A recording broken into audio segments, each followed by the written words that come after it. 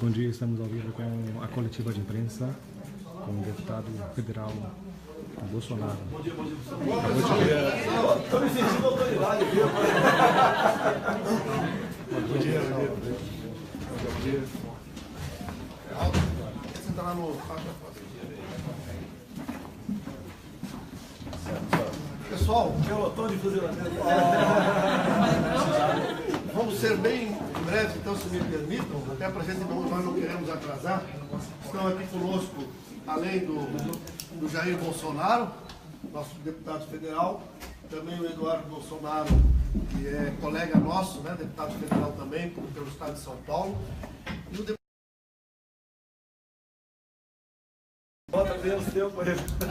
Bom, pessoal, podem então começar à vontade. Deputado, considerando a eventual disputa no segundo turno, o senhor, juntamente com o presidente do partido, o candidato do Partido dos Trabalhadores, PT, Lula, o senhor acha que o senhor contaria com o apoio dos demais candidatos à presidência ou eles não apoiariam o senhor?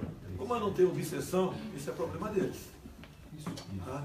Quando você tem obsessão, você faz acordo com o diabo, como a Dilma fez em 2014. Sim.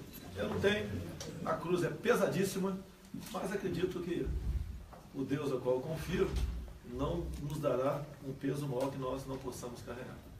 Deputado, a sua carreira ela é marcada por posicionamentos muito fortes, que muitas vezes foram inclusive questionados pela imprensa em nível nacional. Hoje, com relação, com toda essa questão, essa crise política, institucional, que se agravou ainda mais com as últimas delações da JBS, você é visto como o próximo presidente do Brasil, virou meme nas redes sociais, tinha vários lá, né, ganhou por WO.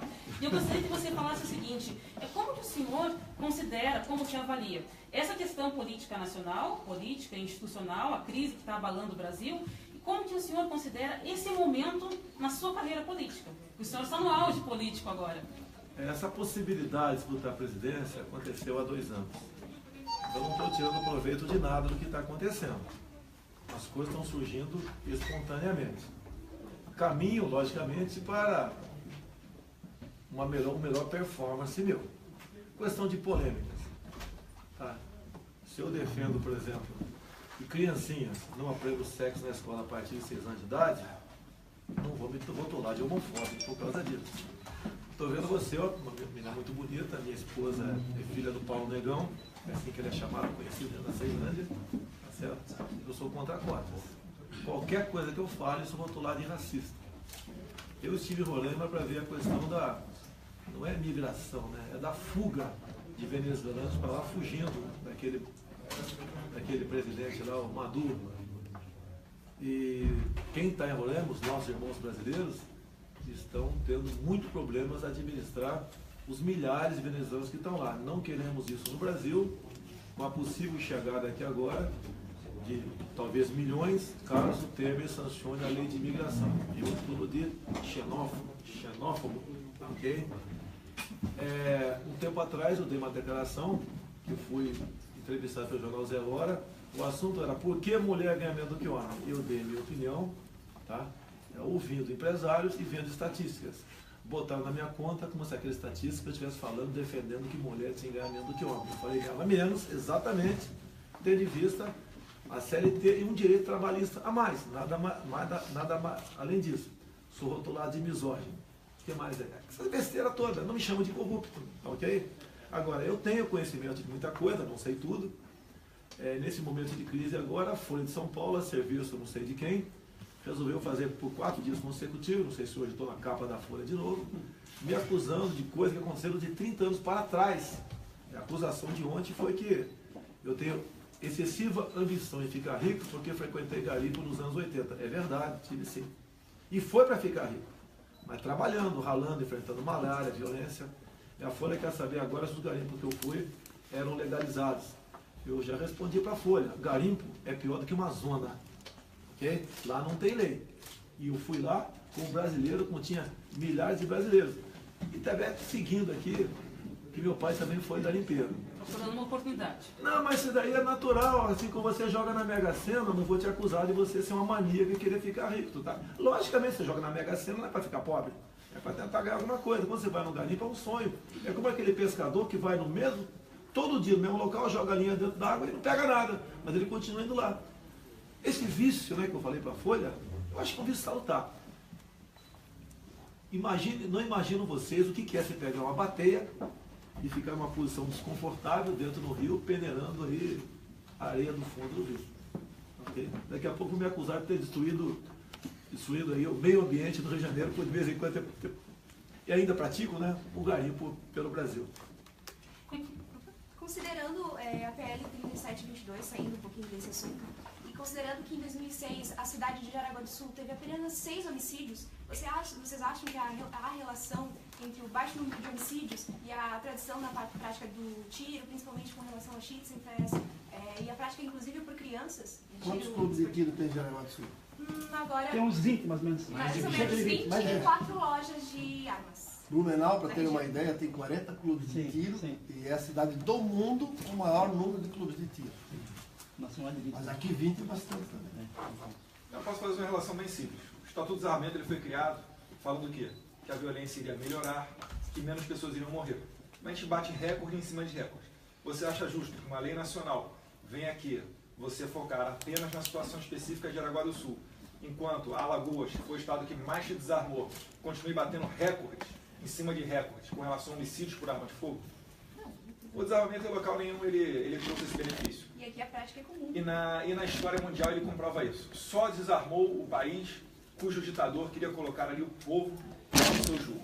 Para entender um pouquinho mais, tem como fazer uma relação com o número de homicídios, por exemplo, no Texas, que é uma cidade onde é permitido, e que o número de homicídios é bem baixo, com relação a outras cidades aqui do Brasil? Excelente exemplo. Por exemplo, nos Estados Unidos, às vezes a gente aqui arregala o olho quando algum jovem lá entra numa universidade ou escola e, utilizando arma de fogo, mata alguns colegas. O Texas e a Flórida, visando evitar esse tipo de problema, revogaram as chamadas Gun Free Zones, as áreas livres de armas. Então, hoje em dia, ocorre que, na Flórida e no Texas, visando combater esse tipo de problema, não só o universitário, mas como também o professor, pode ir armado para a sala de aula. Porque lá, num país sério, eles entendem que só uma pessoa de bem armada pode frear uma pessoa mal intencionada armada. Eu ficaria muito feliz se metade aqui tivesse armada, senão que ninguém de fora viria fazer uma besteira aqui dentro. Quando a gente fala em armamento e em desarmamento, a gente fala também em segurança. E a gente está vendo toda essa crise no Brasil. Quais o senhor acha que seriam as saídas para o Brasil para o país entrar nos eixos novamente? Tem que mudar, no meu entender, 2 artigos do Código Penal. Acabar com a figura do excesso e também botar no excludente de ilicitude a legítima defesa. Hoje você não tem a legítima defesa no Brasil. Olha o caso concreto Ana Hickman. O cunhado dela que evitou um mal muito maior ao se atracar com aquele marginal e não fã, como diz a imprensa, no quarto de hotel, acabou dando 2 tiros na nuca do invasor e arma do invasor. Hoje, o Ministério Público de São Paulo quer colocá-lo no banco dos réus, chamando simplesmente de um assassino. Nós temos que mudar isso daí. E se você botar no excludente de ilicitude essa questão da legítima defesa e bem como fazer com que o agente de segurança, como ele está a serviço do Estado, caso ele venha se envolver em qualquer ato onde venha morrer terceiros, ele não se responsabilize. Ele pode responder, mas não será punido por isso. Caso nós não venhamos mudar isso daí, cada vez mais aumentará a violência no nosso país. E para complementar aqui, falo em 60 mil mortos, eu quero saber qual é a linha de corte, quantos inocentes, quantos marginais. São 50 mil marginais, essa meta tem que dobrar, tem que passar para 100 mil. Esse é o meu pensamento, modificando o Código Penal. Quem pensa diferente e que quer ser pacifista, temos aí, por exemplo, a Marina Silva para votar nela o ano que vem. Deputado, também, se por acaso acontecer de o governo Temer cair e vier a acontecer eleições indiretas, o senhor já é um candidato dentro da Câmara? O perfil do eleitor parlamentar é completamente do perfil que nós temos aqui com na certeza, mesa. Com certeza. Então, eu não tenho simpatia da maioria daqueles eleitores, que eu acho, infelizmente, quando você vê, sai mensalão, entra petrolão, no meio do petrolão, agora o cara continua negociando propina ainda, eu acho que o futuro presidente, eleito e de forma indireta, vai chegar lá fazendo conchavos com o diabo, infelizmente, com toda certeza. O senhor é a favor da renúncia? Isso, desculpa aqui, tem que perguntar para o Temer. Mas o que o senhor disse em Florianópolis que é melhor sair, eu acho que se você quiser, é aquela velha história, você está doente agora, se é favorável ou não você ir para a mesa de cirurgia. Tem que ir o mais rápido possível. Você pode morrer, mas se não morrer agora, vai morrer mais tarde. Eu acho que seria a maneira mais rápida, né? Desde que as degravações da fita comprove o que a imprensa, especial escrita, tem falando, que aquele tipo de negociação aconteceu com o presidente, se bem que ele ouviu relatos de crimes, não tomou providência nenhuma. E dentro lá do local de serviço dele. Eu acho que só isso é o suficiente para ele levar o cartão vermelho, né? A renúncia cabe a ele, o impeachment cabe ao Rodrigo Maia, a acolher ou não. E outra forma, eu acho mais simples, seria, já que está em fase final, o TSE caçar a chapa presidencial, né? Assim como o TSE sempre fez quando trata de prefeito. Bota os dois no mesmo saco e manda embora. O senhor é pré-candidato à presidência da República, embora eu não goste de ser chamado assim. E nesse cenário político, onde os maiores partidos estão envolvidos em escândalos de corrupção, e o senhor tem dito que, e é verdade, que não está envolvido em nenhum dos escândalos até agora, com que partido o senhor se imagina unido na eleição no próximo ano? Essa pergunta é extremamente fácil de responder. Se é para fazer a mesma coisa que tem feito até o momento, simplesmente estarei fora. Posso até um dia, caso eleito, responder, né, um processo de impeachment, mas não será por corrupção. Não é que eu não gosto de ser chamado de candidato. A lei eleitoral me obriga à hipocrisia a dizer a você que não sou candidato. É nesse sentido, tem surgido muitas lideranças em todo o mundo que são taxadas como de direita ou de extrema direita. O Bolsonaro está nessas correntes ideológicas ou ele tem uma outra corrente ideológica? Até pouco tempo, ser chamado de direita era um palavrão, e eu era direita. Quando começou a ficar palatável e muito boa essa designação direita, a imprensa botou o PSDB na direita e o Johnny Bravo na extrema direita. Jogo de palavras apenas. A minha política é multiplicar por menos um o que o PT fez ao longo de 13 anos. O senhor acha possível se eleger em 2018, considerando a pouca confiabilidade das urnas? Pensando nisso, muito obrigado, há 2 anos, eu apresentei, aproveitando um projeto, apresentei uma emenda, criando o voto impresso ao lado da urna eletrônica. Não tinha aceitação quase de ninguém da Câmara, por poucas pessoas com peninha, outros mais chegados, que era favorável. E comecei um trabalho muito difícil, individualmente, de convencimento, porque a não confiabilidade não poderia ser apenas para o cargo majoritário. Presidente, poderia, por exemplo, o PT, né, fraudar urnas, onde na maioria de sessões poderia ser inserido votos de legenda, e eles fariam lá uns 80, 90 deputados dessa forma.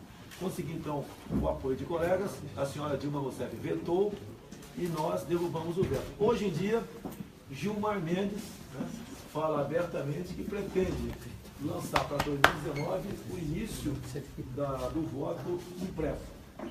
E a lei garante para o ano que vem.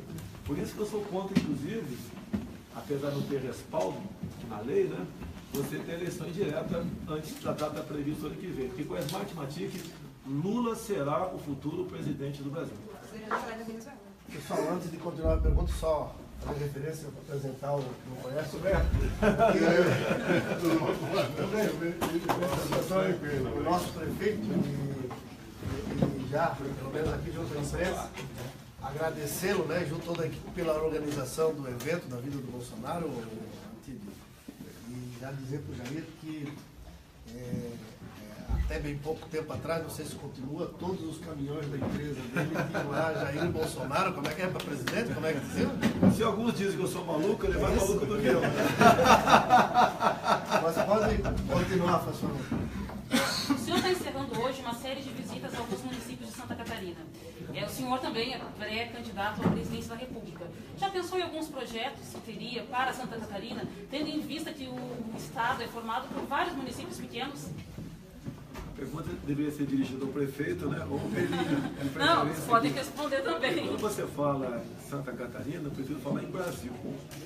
Por que nós não temos turismo no Brasil? Porque é um país violento.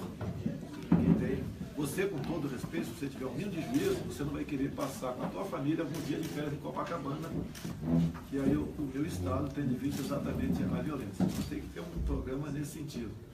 Você vê, o Paraguai começa a ser um exemplo para a economia na América do Sul. Começou com Lula barra Temer, Lula barra Dilma, financiando uma linha de transmissão de energia de Itaipu a Assunção no Paraguai, naquele grande propósito de grande nação. Não tem dinheiro para fazer Molinhão, Tucuru e Boa Vista, não tem. Mas para atender os amigos bolivarianos, que naquele tempo era o Lugo, o presidente, sim. Se lá eles podem ter uma energia barata, nós temos que investir em energia aqui. Vamos supor que o nosso prefeito aqui tem uma propriedade aqui rural, e ele possa fazer uma PCH, uma pequena central hidrelétrica, que vai dar energia para ele. É quase impossível ele conseguir uma licença no Ministério do Meio Ambiente para essa PCH. E ele poderia, inclusive, com tecnologia fornecida pela própria Embrapa, criar peixe, porque a cada 1 hectare de água, você pode tirar até 15 toneladas de tilápia por ano. Então você começa a ver as coisas, e ele com energia barata, dele, sem interferência do Estado, que hoje em dia teria problemas também de cotas, para vender cotas disso, negociar energia, teria uma série de impedimentos que ele ia acabar simplesmente saindo fora dessa possibilidade. Então essa questão de energia, e o Brasil, você pode fazer isso quase que no Brasil todo, exceto o semiárido nosso. Você poderia ter um país com energia barata, produzir melhor. Você tem que ver a questão de portos. Abrindo o jogo que não tem bobo aqui. O Porto de Santos, por exemplo, lá sempre teve na mão de políticos, como está na mão de Michel Temer agora. Okay? Então se cria dificuldade para se vender facilidade. Você tem que atacar a corrupção. Você não vai acabar com a corrupção, tem que acabar nessa questão. Por que eu chego para você para fazer uma proposta indecorosa para você? A partir do momento que você seja uma pessoa indecorosa. Se você é uma pessoa honesta, eu não vou chegar com conversa fiada para cima de você. Como, lamentavelmente, nós vimos o Temer aqui ouvir confissões de um bandido, ele não toma providência nenhuma. Deveria ter tomado, mas ele procurou porque tinha alguma coisa. Você pode ver, é muito importante, vou falar ali. Em 2002, eu usei uma força de expressão e falei que FHC deveria ser fuzilado pela maneira como ele privatizou a Vale do Rio Doce. Vocês vão me dar razão agora. Vocês viram agora confissões junto ao Aécio Neves, né? Que o Aécio Neves, para indicar o presidente da Vale do Rio Doce, queria 40 milhões de reais.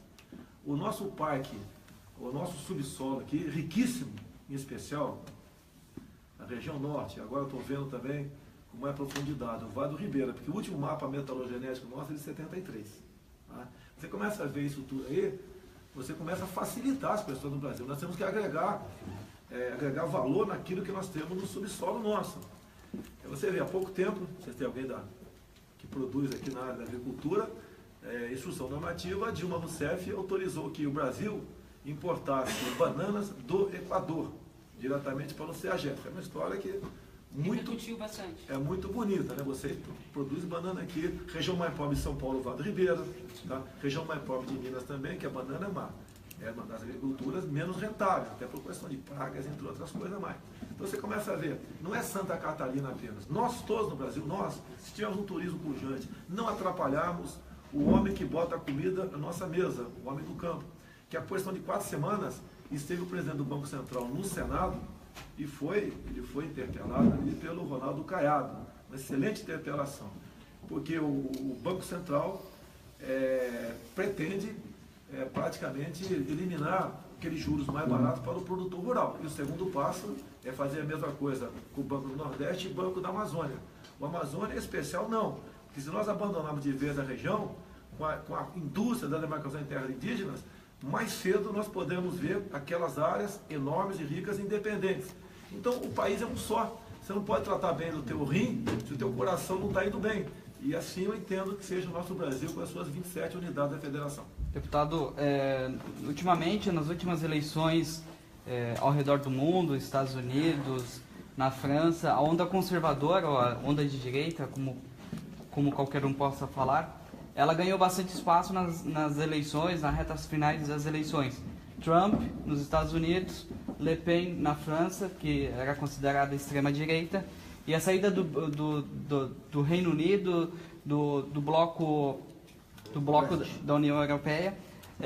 O deputado se encaixa com essas ideias passadas no mundo ultimamente? Como é que o deputado vê essa derrota da esquerda, podemos dizer assim, ao redor do mundo?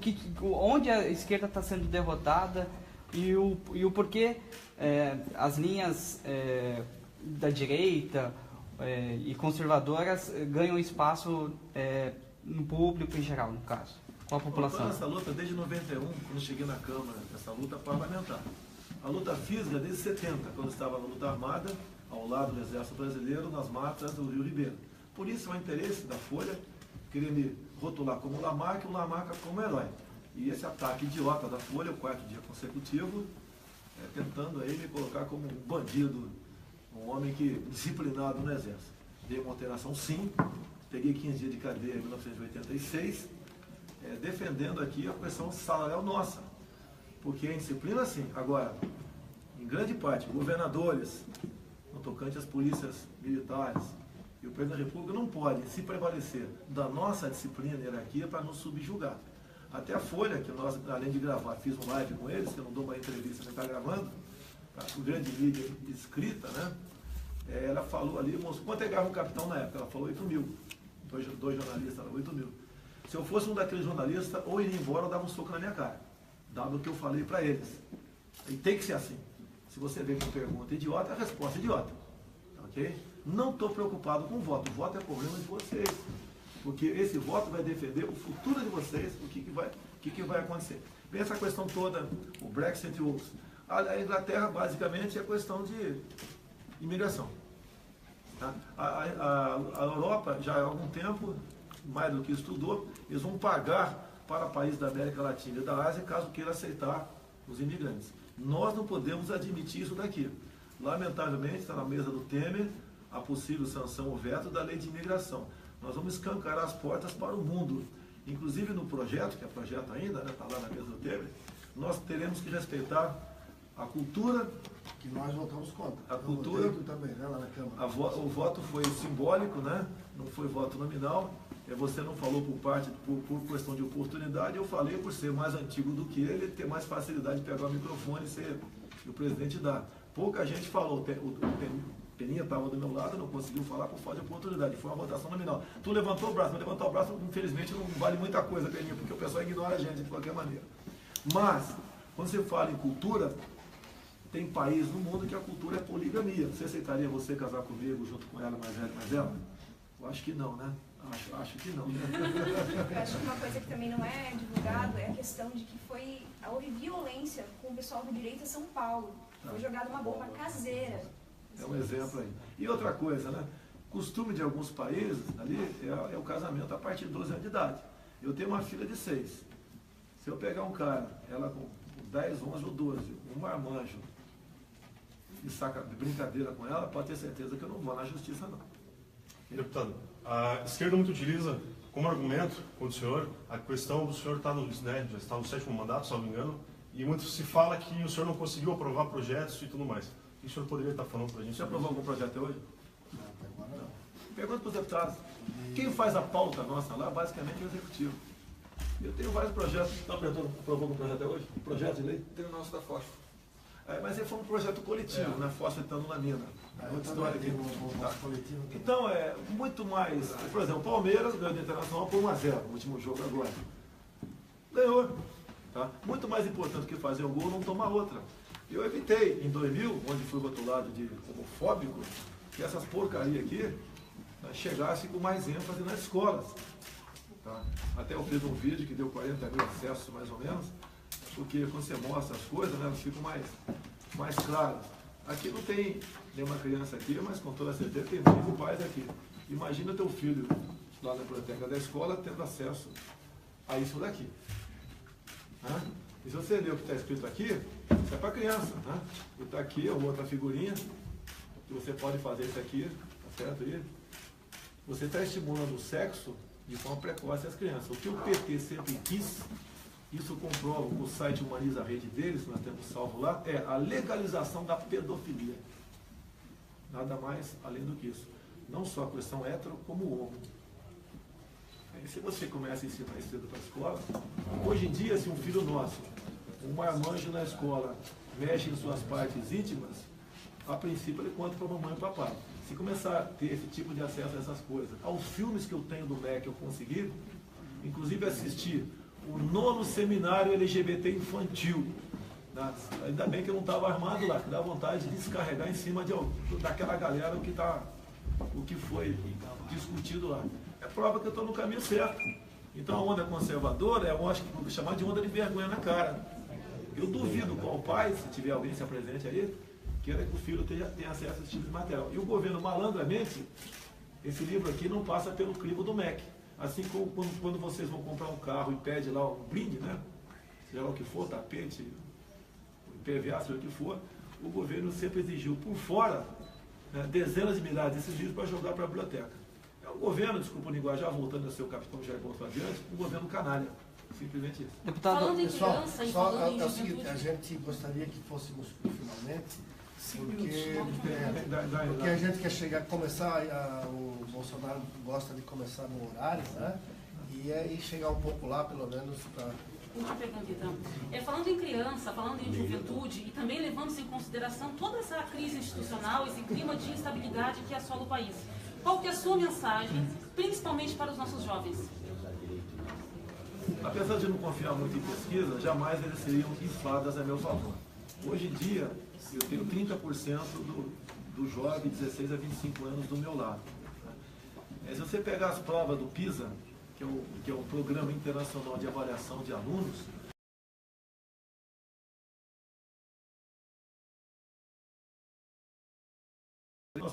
investir em educação é por aí, não é com cotas. Apesar de minha filha poder ser cotista no futuro, não é com cotas. Porque você, no nosso tempo, né, o pessoal mais velho aqui, podia contratar um motorista e ver se ele arranhava a caixa trocando, né, hoje não arranha mais. Se arranhasse, não adiantava ter uma carteira, você não empregava ele. É a mesma coisa, quer iludir muita gente com diploma. Por que diploma hoje em dia de engenheiro civil se você não tem mais comprador para mais nada aqui no Brasil? Você vai lá onde eu moro, no Rio de Janeiro, Barra da Tijuca, tem ali 10% dos imóveis antigos à venda. O pessoal quer se desfazer de alguma coisa para conseguir sobreviver de outra, tá certo? Então o investimento em educação é básico, ela é embaixo.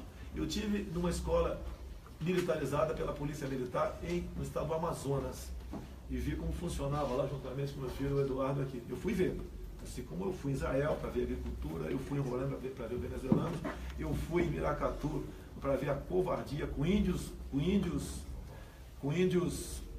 paraguaios demarcando montanhas de grafite lá em Miracatu. A mesma coisa em Eldorado Paulista, reservas enormes de minerais estratégicos, no caso lá, Esmeralda, sendo demarcado como terra indígena também. Então, eu perdi o fio da minha, deu uma Dilma Rousseff que eu perdi. A questão disso, ensino. Então, o investimento em escola, você tem que resgatar a autoridade do professor em sala de aula. Em muitas escolas, a professora está muito mais preocupada em não apanhar do que em dar aula. Eu tenho uma irmã professora em São Paulo, até há pouco tempo, corrigir prova caneta vermelha passou a ser bullying. Hoje, o governador da época, não pode mais, porque o garoto fica constrangido. No meu tempo, tinha quadro de honra. Era um orgulho você frequentar o quadro de honra. E voltando às escolas militarizadas. Eu vi uma cena linda lá. Na hora da saída, a molecada entre uma fila indiana. Lá na frente, um cabo, um sargento, um major, 7 vezes 8. Não sabe e vai para o fim da fila. Tá? Faz uma pergunta de ciência, fórmula da água, sai ao fim da fila. E o pai lá fora. Quando o moleque não passa de primeira, o pai lá fora pega pelas orelhas e leva o moleque para casa. E lá, há poucos anos, como era uma área violenta, passou rapidamente a ocupar os primeiros lugares em provas patrocinadas pelo governo, pelo Brasil. Sem hierarquia, sem disciplina, você nunca vai adquirir o conhecimento. E o conhecimento que liberta o homem e não programas essencialistas como Bolsa Família. Agora do antigo, você tem uma pergunta? Em primeiro lugar, um prazer recebê-lo aqui em Jaraguá do Sul, né? Mas, deputado Bolsonaro, uma pergunta rápida.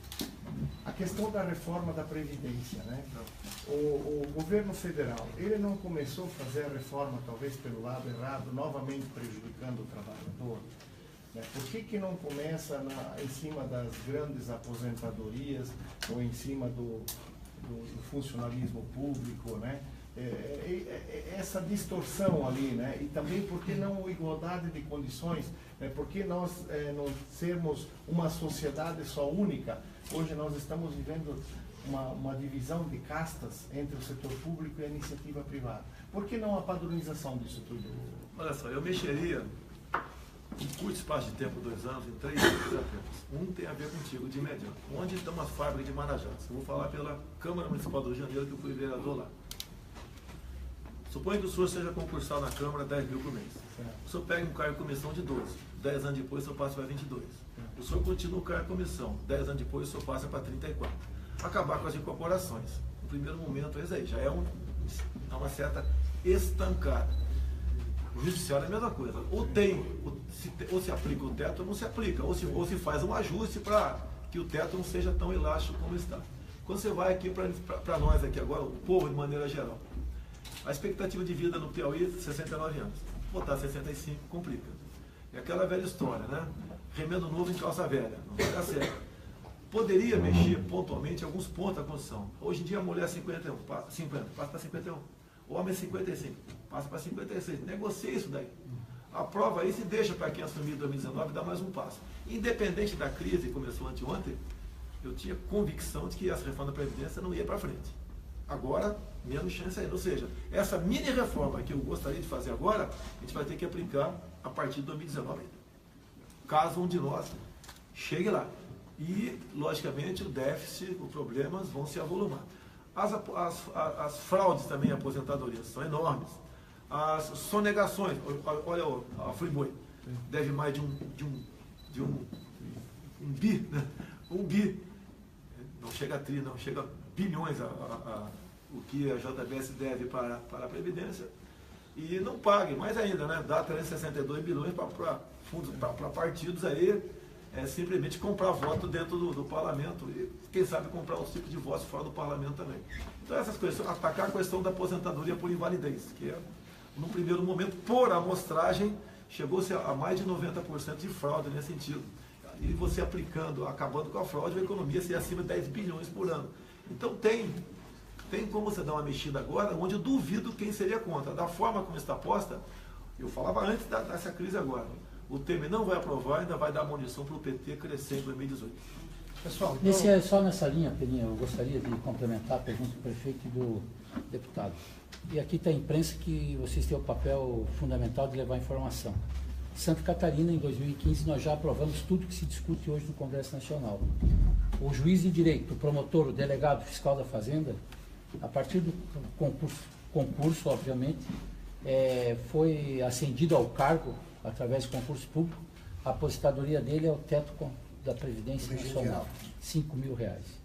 O promotor, o desembargador, aliás, o juiz, o fiscal da Fazenda, o delegado, enfim, todos que estão acima do teto, se quiserem uma aposentadoria além do regime geral, pagam a Previdência Complementar. Santa Catarina já é lei desde 2015. Não sei se vocês sabiam.